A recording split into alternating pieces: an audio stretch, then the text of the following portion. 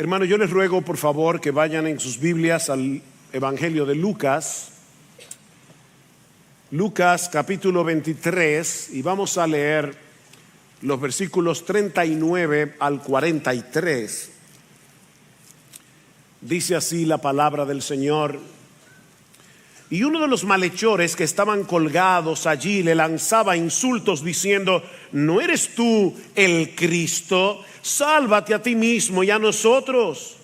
Pero el otro le contestó y reprendiendo le dijo: ni siquiera temes tú a Dios, a pesar de que estás bajo la misma condena, y nosotros a la verdad justamente, porque recibimos lo que merecemos por nuestros hechos, pero este nada malo ha hecho. Y decía Jesús: acuérdate de mí cuando vengas en tu reino. Entonces él le dijo: en verdad te digo, hoy estarás conmigo en el paraíso. En diciembre del año 1849, el escritor ruso Fyodor Dostoyevsky fue arrestado y acusado de participar en actividades políticas subversivas en contra del régimen del zar, que en ese tiempo era Nicolás I. Fue condenado a muerte por un pelotón de fusilamiento junto con otros prisioneros, pero justo antes de ser fusilado, su ejecución fue suspendida por orden del zar, que decidió indultar a Dostoyevsky, aunque fue condenado a trabajos forzados en Siberia, y fue una condena bastante dura. Después de cumplir su condena fue que Dostoyevsky escribió algunas de las obras más influyentes de la literatura universal: Crimen y Castigo, Los hermanos Karamazov, El idiota, El jugador. El mundo se habría perdido de algunas de las novelas más extraordinarias de la literatura si el zar de Rusia no hubiese indultado a Dostoyevsky a punto de ser ejecutado. Bueno, mis hermanos, el mundo habría perdido mucho más si Lucas no hubiera incluido en su evangelio este relato de la inesperada conversión de uno de los ladrones que estaba crucificado al lado de Jesús, y el perdón absoluto que recibió en ese momento de todos sus pecados. No fue un mero indulto lo que este hombre recibió, fue el don de la vida eterna, fue el perdón absoluto de todos sus pecados. Esta es una de las historias más conmovedoras, más esperanzadoras de la Biblia, porque es una historia que nos recuerda que la gracia de Dios no tiene límites. La gracia de Dios no tiene límites para alcanzar a un pecador, para transformarlo en creyente y llevarlo al paraíso. Tanto Mateo como Marcos mencionan en sus evangelios respectivos el hecho de que Jesús fue crucificado entre dos ladrones, pero solo Lucas nos dice que uno de ellos se convirtió. Y aunque desde nuestro punto de vista esta conversión es extraordinaria, es totalmente inesperada, la realidad es, mis amados hermanos y amigos que nos visitan, la realidad es que esta conversión no es muy diferente a la de cualquier otro pecador que se arrepiente en cualquier otra circunstancia. Aunque algunos suelen referirse a este personaje como el buen ladrón, yo nunca he conocido a un buen ladrón. Esa no es precisamente la descripción que Lucas nos da de él en el Evangelio. En el versículo 32, Lucas le llama malhechor, es decir, un hacedor de males, un hombre dedicado a hacer el mal. Este era un hombre devoto a hacer el mal, todo tipo de mal. A tal punto que finalmente fue condenado a morir crucificado. Un dato interesante es que hasta donde sabemos, ni la ley judía ni la ley romana condenaban el robo con la muerte. Por lo que podemos suponer que además de ladrón, este hombre había cometido otros delitos de mayor gravedad, similares tal vez a los de Barrabás, el hombre que fue sustituido por Jesús, que aparte de ser ladrón, se nos dice en el Evangelio que era un sedicioso y que era un homicida. Nosotros sabemos, porque lo dice Jesús, que el ladrón no viene sino para matar y para destruir. No hay un buen ladrón. De hecho, en un momento dado vemos en el relato que él mismo tuvo que reconocer que su condena había sido justa. Y voy a leer de la Reina Valera. Dice: nosotros a la verdad justamente padecemos porque recibimos lo que merecieron nuestros hechos.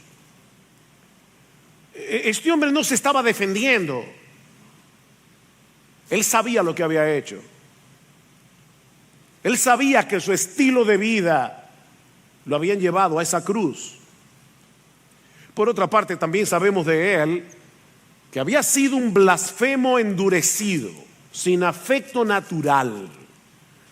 En el texto que leímos al principio de este servicio, en Mateo capítulo 27, versículo 44, se nos dice que al principio de la crucifixión los dos ladrones estaban insultando a Jesús, igual que todo el mundo. Ninguno de los dos ladrones era mejor que el otro. Tal vez habían oído hablar de los milagros que Jesús había hecho durante su ministerio. Incluso hasta es posible que hubieran presenciado alguno. Tal vez algunos de ellos lo habían escuchado predicar el evangelio en alguna ocasión, pero el odio de estos hombres por todo lo bueno, su falta de temor a Dios, los movió a burlarse de Cristo y a blasfemar contra él sin misericordia. Los dos ladrones. Los dos tenían un corazón tan endurecido que eran incapaces de empatizar con Jesús, a pesar de encontrarse en la misma circunstancia. Así que, insisto, mis hermanos, este no era un buen ladrón. Y es importante que recordemos eso por lo que sigue en el resto de la historia. Al igual que el otro, era un criminal impenitente, era un blasfemo que había vivido toda su vida a espaldas de Dios, despreciando por completo su ley moral. Este hombre era un peligro público para la sociedad.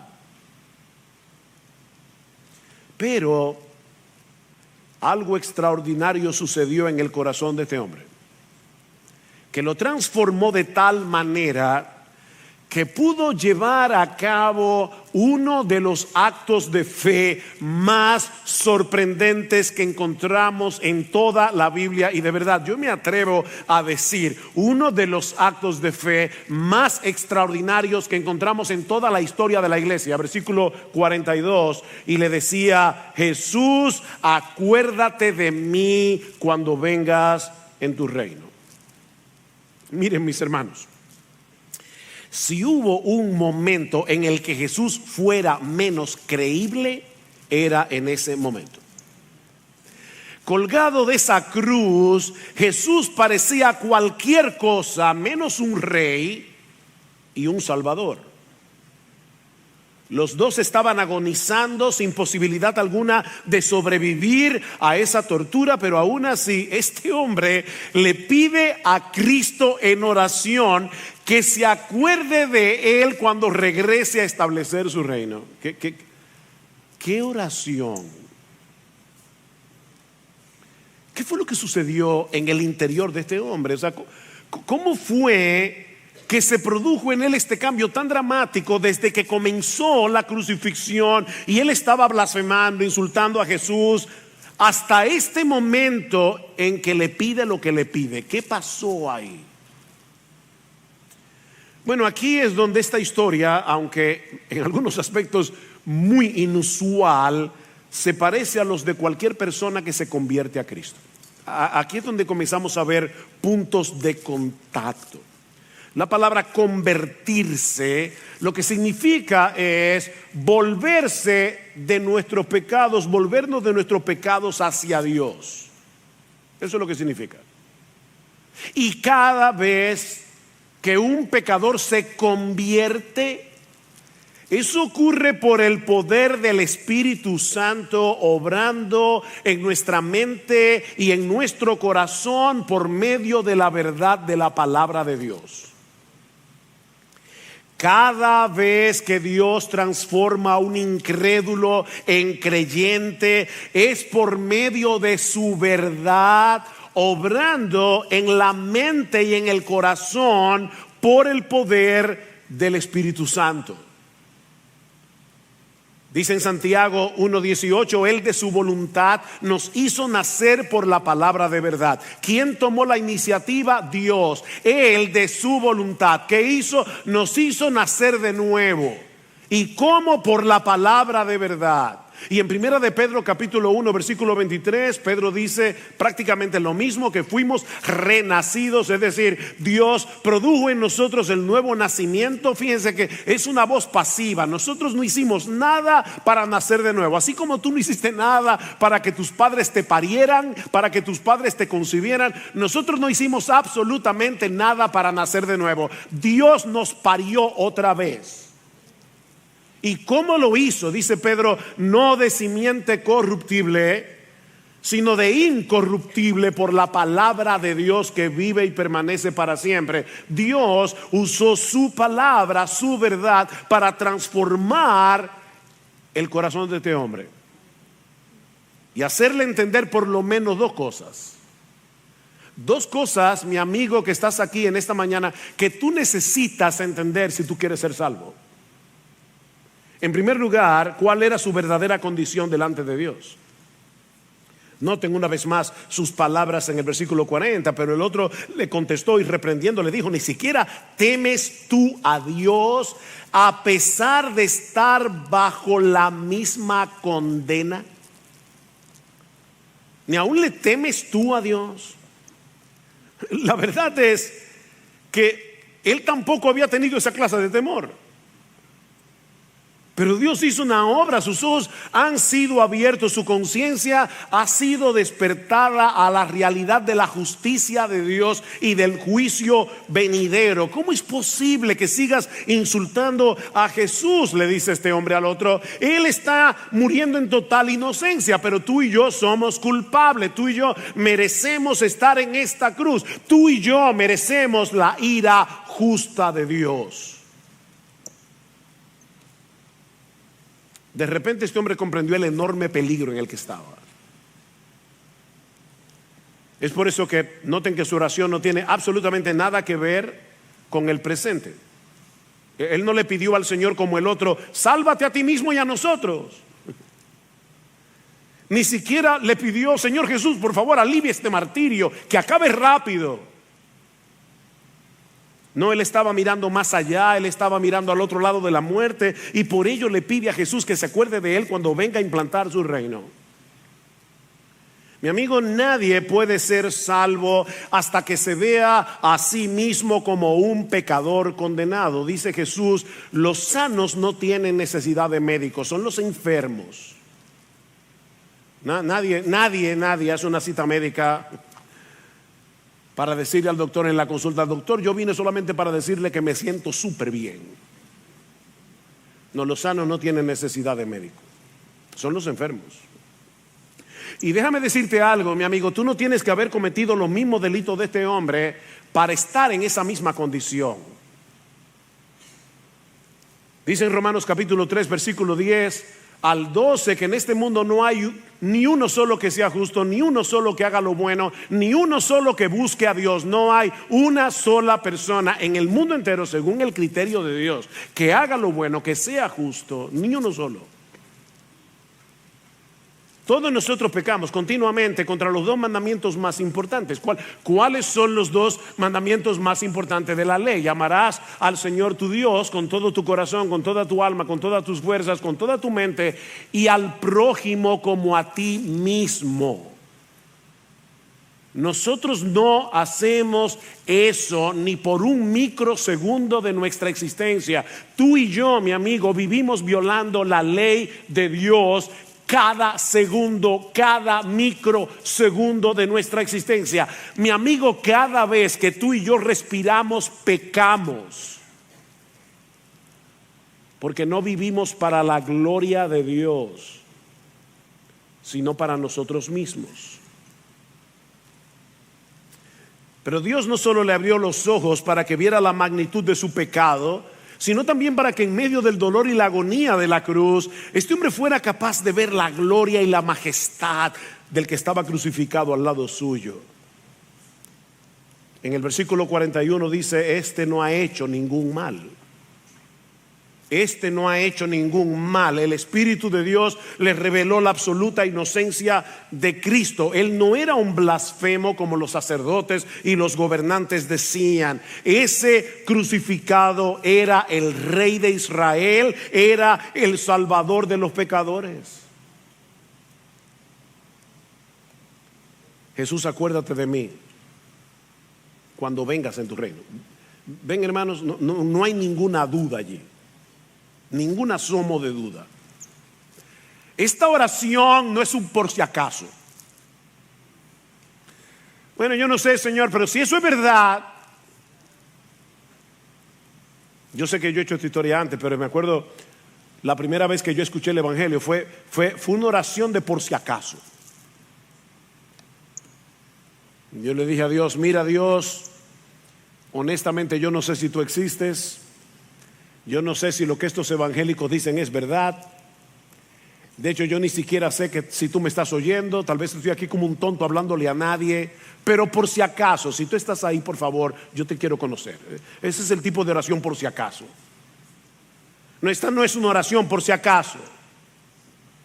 Señor, acepto que eres un rey. Tengo la plena certeza de que posees un reino, de que lo vas a establecer algún día en la tierra. Y cuando eso suceda, acuérdate de mí. ¿Qué oración? A pesar de los delitos que había cometido, aunque al principio de la crucifixión estaba insultando a Jesús igual que todos los demás, este hombre creyó que sería aceptado en ese reino si se lo pedía a Jesús.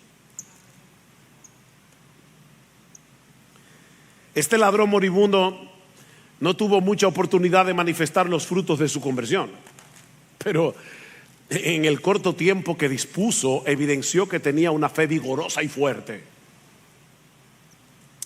Déjame hacer una pregunta. Pensemos por un momento en dos nadadores. El primero ha podido permanecer a flote durante 20 minutos en medio de un mar embravecido, en medio de un mar en tempestad. El otro nadador ha podido permanecer a flote por 3 horas nadando en su piscina. ¿Cuál de los dos es un nadador más vigoroso?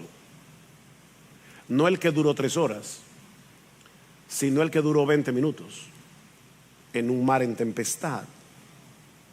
Bueno, la fe de este hombre le permitió mantenerse a flote, confiando en Jesús, en medio de una horrible agonía, con la muerte mirándolo a la cara. Ahora, recuerden lo que yo decía hace un momento, que siempre que una persona se convierte, siempre es por medio de la verdad de Dios, obrando en su mente y en su corazón por el poder del Espíritu Santo. La pregunta del millón aquí es: ¿de dónde derivó este ladrón las verdades que él necesitó para poner su fe en Cristo en ese momento? ¿Alguien fue con una Biblia a predicarle? ¿Qué pasó ahí? Bueno, si nos ceñimos al relato bíblico, veremos que el Espíritu Santo abrió su entendimiento por medio de las cosas que este hombre vio y escuchó en aquel día, comenzando con el testimonio del mismo Cristo.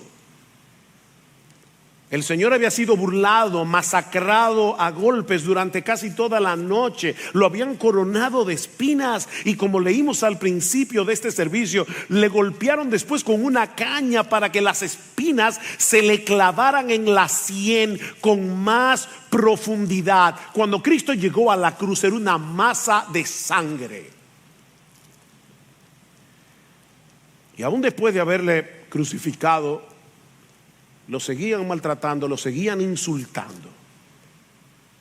Y no olviden que el ladrón estaba ahí.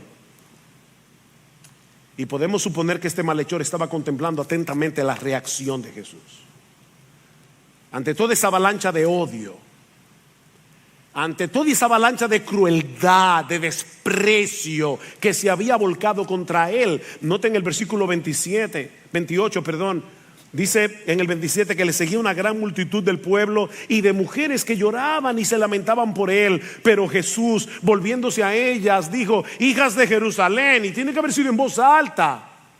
Probablemente el ladrón lo escuchó: no lloréis por mí, llorad más bien por vosotras mismas y por vuestros hijos. En ese momento de agonía, Jesús estaba preocupado por el futuro de su nación. Si en el árbol verde, dice él, hacen estas cosas, ¿qué no harán en el seco? Y luego en el versículo 33 dice: y cuando llegaron al lugar llamado la Calavera, crucificaron allí a Jesús y a los malhechores, uno a la derecha y otro a la izquierda. Y Jesús decía, y el verbo allí implica algo repetitivo. Jesús decía y decía y decía: Padre, perdónalos, Padre, perdónalos, porque no saben lo que hacen. Y el ladrón estaba oyendo.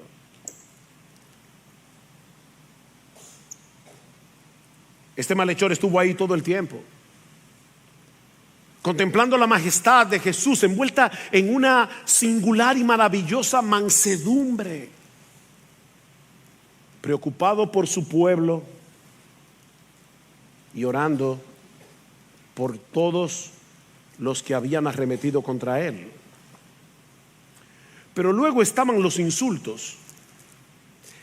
Y Dios, en su soberanía, que lo controla todo, obró de tal manera que todos los insultos contra Jesús estaban envueltos en un manto de verdad. Sin darse cuenta, mis hermanos, los enemigos de Jesús evangelizaron al ladrón. Vean el versículo 35. Y el pueblo estaba allí mirando, y aún los gobernantes se mofaban. Niños, eso significa que se burlaban, lo insultaban, diciendo: a otro salvó, que se salve a sí mismo, si este es el Cristo de Dios, su escogido. De hecho, en Mateo, en el pasaje paralelo, dice: a otro salvó, pero a sí mismo no se puede salvar. ¿Y saben qué, mis hermanos? Hasta eso era verdad, porque Cristo en ese momento no podía salvarse a sí mismo. Si Cristo descendía de la cruz, su reino tendría un rey, pero no tendría súbditos, porque todos nosotros quedaríamos condenados. No, Cristo no podía salvarse a sí mismo. O se salvaba a sí mismo o a nosotros. Hasta eso era verdad. Los soldados también se burlaban de él, acercándose y ofreciéndole vinagre y diciendo: si tú eres el rey de los judíos, sálvate a ti mismo. Había también una inscripción sobre él que decía: este es el rey de los judíos. Y uno de los malhechores que estaban colgados allí le lanzaban insultos diciendo: ¿no eres tú el Cristo? Es decir, ¿no eres tú el Mesías? ¿No eres tú el Salvador prometido? Sálvate a ti mismo y a nosotros. ¿Se dan cuenta, mis hermanos, cómo Dios usó todas estas palabras dichas con rencor y en un tono irónico y burlón para impactar la conciencia de este hombre y convencerlo de que Cristo era todo eso: el Hijo de Dios, el Cristo, el Salvador y el Rey de Israel? Por eso fue capaz de hacer una oración tan insólita: Jesús, acuérdate de mí cuando vengas en tu reino. Acuérdate de mí. Este hombre tenía que saber que ningún ser humano sobrevive a una crucifixión, y más en el estado en que se encontraba Jesús. ¿Cómo podía creer que de verdad Jesús iba a implantar un reino en la tierra? Bueno, la única respuesta posible es que este hombre creyera que Jesús tenía poder sobre la muerte. Nosotros sabemos por los evangelios que la noticia de que Jesús había resucitado a Lázaro se había propagado por toda Jerusalén. Así que no es inaudito suponer que este hombre haya llegado a la conclusión de que Jesús resucitaría de los muertos para reinar algún día sobre la tierra. Ahora, lo que sí sabemos con certeza es que este hombre creyó de corazón que la cruz no era el final de la historia. Este hombre creyó que la cruz era el camino al trono. De verdad, hermanos, yo les pido al Señor que nos ayude a ponernos en esa escena, en ese momento. Esto es insólito. Este es el acto de fe más impresionante que alguna vez en toda la historia un ser humano haya hecho jamás. Esto es insólito.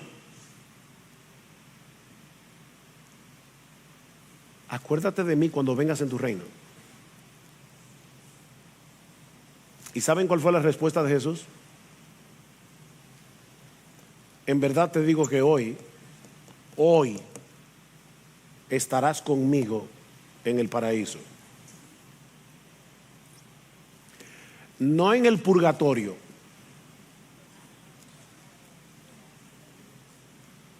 No durmiendo en la tumba,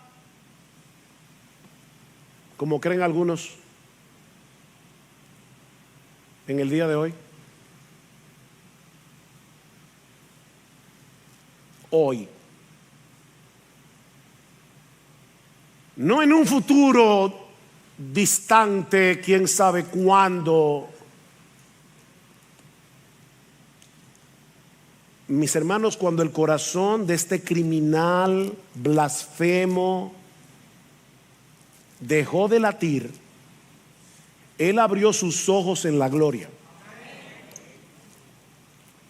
Porque el Salvador de los pecadores estaba al lado suyo pagando su deuda.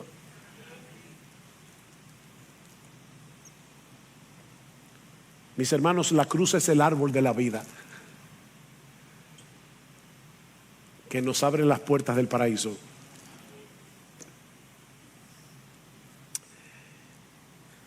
¿Qué aprendemos de esta historia? Les dice, es una historia muy conmovedora, muy impresionante, muy esperanzadora. Bueno, permítanme limitarme por lo menos a 4 enseñanzas que podemos derivar de esta historia. En primer lugar, que Jesús es un Salvador poderoso y dispuesto. Eso es obvio.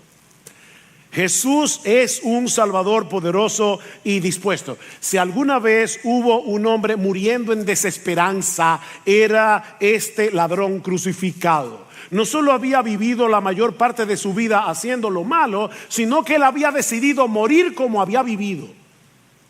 Esa había sido su decisión. Esa mañana, cuando este hombre se levantó para dirigirse hacia el lugar de su ejecución, él estaba determinado a morir siendo tan malo como había vivido.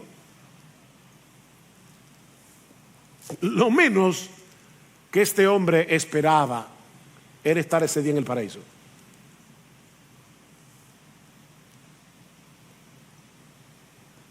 Ya lo hemos dicho, el mismo día de su ejecución seguía siendo un blasfemo endurecido.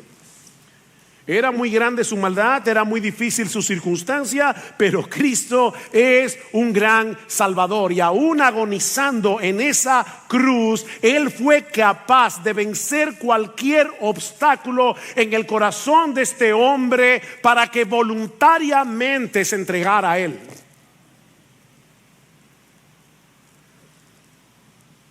Mira, mi amigo, yo no sé qué puede estar impidiendo que tú vengas a Cristo en arrepentimiento y fe, pero déjame decirte algo. Si Cristo pudo salvar a este hombre cuando estaba colgado de una cruz, ¿cuánto más ahora que resucitó de los muertos y está sentado a la diestra del Padre? Pídele que te salve.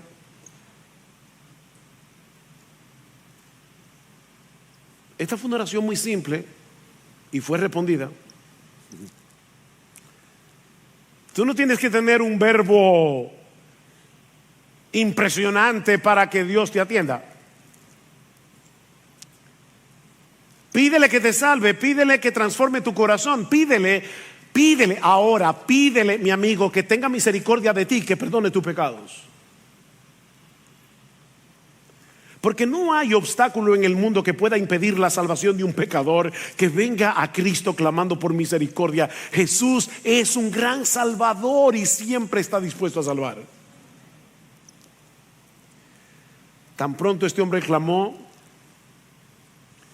su petición fue respondida. Hoy estarás conmigo en el paraíso. ¿No esperó que sufriera un poco más por sus pecados? En el instante en que este hombre pidió misericordia y perdón le fueron otorgados. Y lo mismo hará contigo hoy si vienes a Cristo en arrepentimiento y fe. Pero aprendemos también de esta historia que la salvación es por gracia, definitivamente. Que la salvación es por gracia. Gracia es esa buena disposición de Dios para con los pecadores que lo mueve a concedernos gratuitamente no solo el favor que no merecemos, sino un favor que es absolutamente contrario a lo que sí merecemos. Eso es gracia. Pablo dice en Efesios capítulo 2 versículos 8 al 9, texto muy conocido, que la salvación es por gracia, por medio de la fe, no por obras, para que nadie se gloríe. ¿Qué de bueno tenía este hombre que pudo haber movido a Cristo a atender su petición? Absolutamente nada. No lo tuvo antes de su conversión, ni tuvo tiempo para hacer nada después de convertirse. Este ladrón no tuvo tiempo de bautizarse. Yo no estoy diciendo que el bautismo no sea importante. Lo que estoy diciendo es que el bautismo no salva a nadie. Este ladrón no tuvo tiempo de bautizarse. Este ladrón nunca perteneció a una iglesia. Tampoco estoy diciendo que no sea importante pertenecer a una iglesia. Si tú te conviertes hoy y te mueres dentro de 15 minutos, no hay problema. Pero si te quedas vivo, hazte miembro de una iglesia local. Ahora, a este hombre no le dio tiempo. Nunca tomó la cena del Señor. Nunca tuvo la oportunidad de hacerle ningún bien a nadie. Pero a pesar de todo eso, Jesús, repito, no le prometió el purgatorio. Jesús le prometió que ese mismo día estarían juntos en el paraíso. Mi amigo, ni tú ni yo tenemos nada que podamos presentar delante de un Dios infinitamente santo y justo. Nada que nos haga merecedores de su favor. Nadie merece ser salvo. Ahora, todos sí merecemos ser condenados. Todos. Dice el profeta Isaías que todos somos como suciedad y todas nuestras justicias son como un trapo de inmundicia delante de Él. No hay justo ni aún uno, no hay quien busque a Dios, no hay quien haga lo bueno, no hay ni siquiera uno. Así que lo único que podemos hacer es aceptar humildemente el regalo, un regalo que Dios nos ofrece de pura gracia en el Evangelio, poniendo nuestra confianza en Jesús, que siendo inocente murió en lugar de pecadores para que esos pecadores fuesen justificados en el tribunal de Dios. El ladrón en la cruz fue perdonado y aceptado en el cielo ese mismo día únicamente porque creyó. Solamente. porque puso toda su confianza en Jesús. Esa es la buena noticia del Evangelio, que la salvación es solo por gracia, es solo por Cristo, es solo por medio de la fe, no por obras para que nadie se gloríe. Pero aprendemos también de esta historia que la palabra de Dios es poderosa para salvar. Aprendemos de esta historia que la palabra de Dios es poderosa para salvar. Pensaba antes de venir a la iglesia y le orábamos al Señor, mi esposa y yo, no solamente por este predicador, sino también por toda la iglesia. Señor, ayúdanos a creer que es verdad lo que tú dices. Y tú dices en tu palabra que ella es potente y es poderosa para salvar, para traer personas de la muerte a la vida, para abrir los ojos de los ciegos. La palabra de Dios es poderosa, mis hermanos. Este hombre solo recibió unas pocas migajas del Evangelio, presentadas en una manera totalmente inapropiada y en la circunstancia más inadecuada.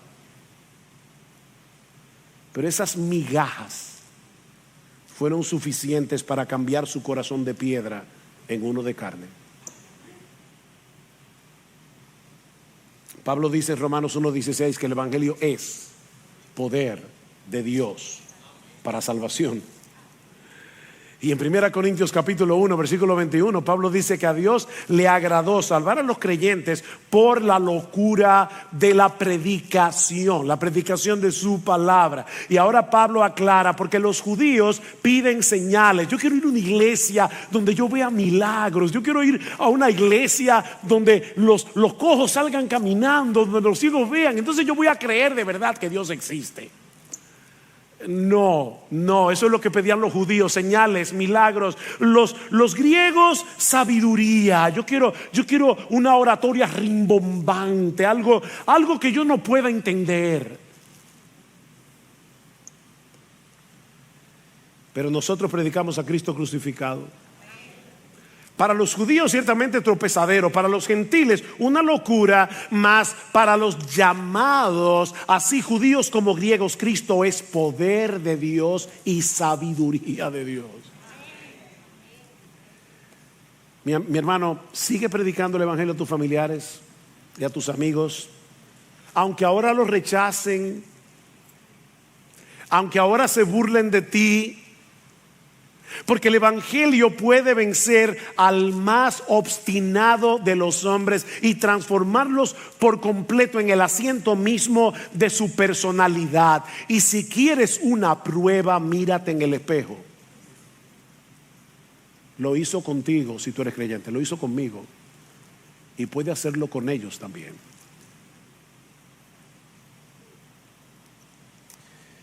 Pero esta historia nos enseña también que la esperanza del creyente es estar con Cristo en el paraíso por toda la eternidad. Esa es la esperanza, estar con Cristo en el paraíso. Yo me imagino que ese día de la crucifixión de Jesús, habían personas observando la escena a quien este ladrón le había robado. Y estaban allí diciendo: qué bueno, por fin se hizo justicia. La promesa del Señor tiene que haber sido escandalosa para esa gente. Hoy estarás conmigo en el paraíso. ¿Se dieron cuenta que lo grandioso de esta promesa no está en la palabra paraíso, sino en el pronombre conmigo?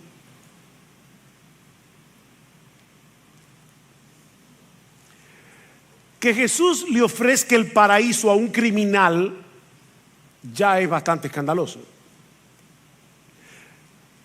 Pero que colgado de una cruz se atreva a decir que el paraíso es el paraíso porque Él va a estar ahí, es el colmo de los colmos. A menos que Él fuera quien Él decía ser. La segunda persona de la Trinidad que se hizo hombre para venir a salvarnos muriendo por nosotros en una cruz. Mis hermanos, la esperanza del cristiano no es el cielo. La esperanza del cristiano es Jesús, que está en el cielo. Por eso Pablo dice en Filipenses, nuestra esperanza está en los cielos. No es el cielo, está en los cielos. Partir y estar con Cristo, esa es nuestra esperanza. Partir y estar con Cristo. En ese mismo instante, veo allí a la familia de doña Normandia, que partió al Señor hace unos días. Ella no está dormida, su alma está en la gloria. El mismo día que murió. Pablo dice claramente en 2 Corintios capítulo 5 versículos 6 al 8, hay solo dos opciones: o yo estoy presente en el cuerpo y ausente del Señor, hablando de Cristo en su naturaleza humana, cuyo cuerpo humano está en el cielo. Dice, o estoy presente en el cuerpo y ausente de Cristo, o estoy ausente del cuerpo y presente con Cristo. Solo dos opciones. Es partir y estar con Cristo. Mis hermanos, esa es la bendita esperanza que Cristo compró para los suyos al precio de su sangre. Y sabes que, mi amigo, esa puede ser tu esperanza hoy si te arrepientes y crees. Ahora no es demasiado tarde, pero puede serlo mañana. De hecho, es probable que Dios haya dejado esta historia en su palabra, entre otras cosas, para librarnos de la desesperación por un lado, o de la locura de posponer el arrepentimiento por el otro. De la desesperación, porque en un momento tan difícil como este, y estando al borde de la muerte, este hombre encontró la salvación. ¿Qué pecador puede desesperar? No importa la vida que haya vivido, ¿qué pecador puede desesperar al leer que este ladrón se convirtió suspendido en una cruz y en el mismo dintel de las puertas del infierno? Pero toma en cuenta que este es el único relato que aparece en toda la Biblia donde alguien se convierte al borde de la muerte. Un solo ejemplo.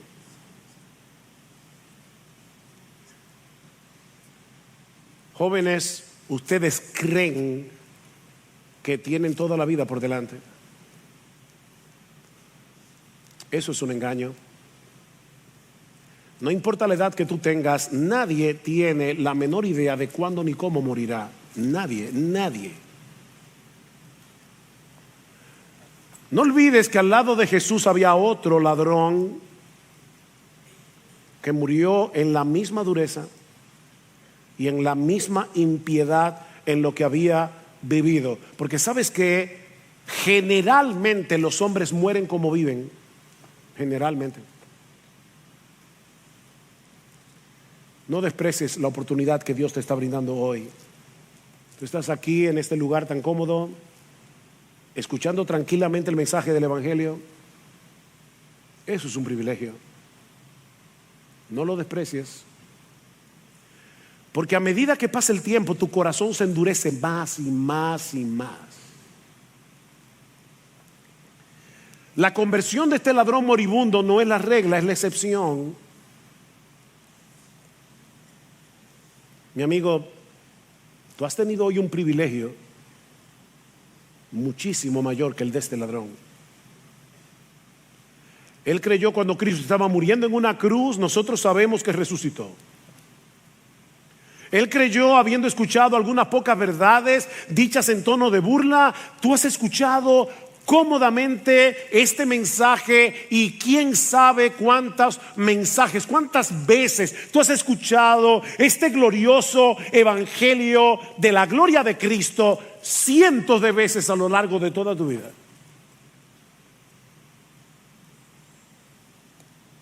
¿Sabes una cosa? En el día del juicio, la fe de este ladrón moribundo añadirá más peso a tu condenación si mueres en tus pecados y en la dureza de tu corazón. Este ladrón testificará contra ti. Pero Cristo sigue siendo un gran salvador. Él continúa salvando pecadores por medio de la fe y el arrepentimiento. Dice la Escritura que Él no echará fuera a nadie que venga a Él. Nadie, a una sola persona. Nadie llegará al infierno diciendo yo toqué y nadie me abrió. No. No, mi amigo, no desprecies esta oferta de gracia que Él te brinda en su palabra, porque si vienes a Cristo hoy confiando únicamente en Él, la Escritura te garantiza lo mismo que Jesús le prometió a este hombre en su agonía. Cuando te toque partir, podrás tener la completa certeza de que cerrarás tus ojos en este mundo de dolor y de miseria para abrirlos en aquel lugar donde nada podrá empañar la visión de la gloria y hermosura de nuestro bendito, precioso, exaltado Señor y Salvador Jesucristo. Es mi oración que el Señor te abra los ojos en esta mañana, para que te puedas ver tal cual eres en la presencia de Dios, un pecador necesitado de perdón y misericordia, pero que puedas ver a Cristo tal cual es, como un Salvador lleno de gracia y compasión, que ha prometido perdón y vida eterna a todos los que vengan humillados, acogiéndose a su gracia. Mi amigo, las puertas de la salvación están abiertas hoy de par en par. Entra por ella. Entra ahora, porque el mañana es completamente incierto, porque la eternidad es eterna y porque no existe un refugio más seguro, ni más bendito, ni más deleitoso que la bendita gracia de Jesús. Entra, mi amigo, y entra ahora. Entra ahora. Arrepiéntete de tus pecados y confía en Jesús.